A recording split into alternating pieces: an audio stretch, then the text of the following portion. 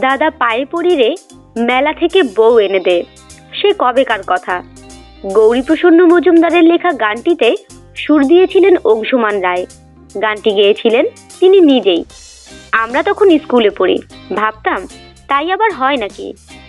বউমেলার খোঁজ পাইনি তখন, তবে বাস্তবে বউমেলার অস্তিত্ব কিন্তু সত্যিই রয়েছে।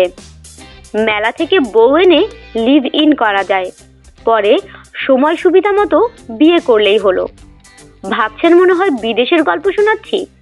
বিদেশি হলেও খুব বেশি দূরে কিন্তু নয়, একেবারে আমাদের প্রতিবেশীদের গল্প। গল্প বললে ভুল হবে, একেবারে সত্যি কথা। ভারতের রাজস্থানের জয়পুর জেলার নয়াবাস গ্রামে রয়েছে শতবর্ষ প্রাচীন এই পরম্পরা।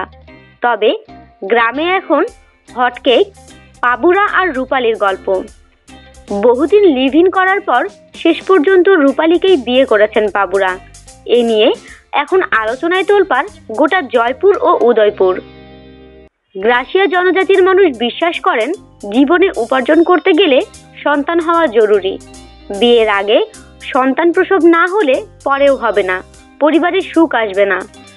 তাই পছন্দ মতো পার্টনারের সঙ্গে আগেই লিভ ইন করে দেখে নেওয়া সবকিছু ঠিক, তা না হলে পরে আফসোস করবে কে।